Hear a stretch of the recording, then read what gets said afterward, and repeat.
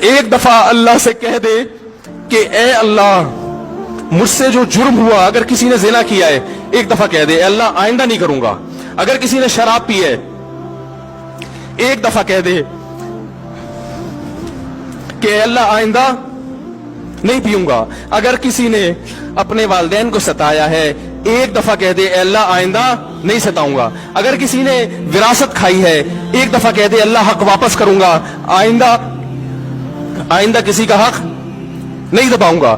اگر کسی نے انٹرنیٹ پر بےہودہ فحش فلمیں دیکھی ہیں ایک دفعہ کہہ دے اللہ دیکھ چکا آئندہ بولو بھائی نہیں دیکھوں گا. اللہ فرماتے ہیں اس کے کہنے میں تاخیر ہو سکتی ہے. وَمَن يَعْمَلْ سُوءًا أَوْ يَظْلِمْ نَفْسَهُ ثُمَّ يَسْتَغْفِرِ اللَّهَ يَجِدِ اللَّهَ غَفُورًا رَحِيمًا. کہ ایسا ہی بڑا سے بڑا جرم کر لے اس کے بعد جب اللہ سے توبہ کرے گا بشرطے کہ روح جسم کے اندر موجود ہو، اللہ فرماتے ہیں یجد اللہ غفور الرحیم. اللہ صرف گناہ کو معاف نہیں کرے گا بلکہ یہ اللہ کو غفور اور رحیم پائے گا. غفور بھی پائے گا، پانے کا مطلب ہے محسوس کرے گا کہ اللہ نے اس کے جرم کو معاف کر دیا ہے، اور رحیم بھی پائے گا کہ مزید رحمتیں بھی کر رہا ہے. یہ اس وقت تک اللہ کی طرف سے بھائی پیکج ہے جب تک روح جسم کے اندر موجود ہے، کیونکہ غیب کا معاملہ ہے.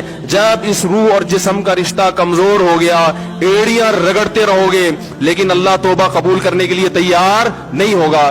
اللہ سے دعا ہے کہ اللہ ہمیں اس وقت کے آنے سے پہلے سدھرنے کی توفیق عطا فرمائے، اور اس بے حیائی کا جو طوفان ہمارے معاشرے میں پھیلا ہوا ہے اللہ اس بے حیائی کے طوفان سے ہمیں بھی اور اپنے اہل و عیال اور اپنی اولادوں کو بھی بچنے کی توفیق عطا فرمائے.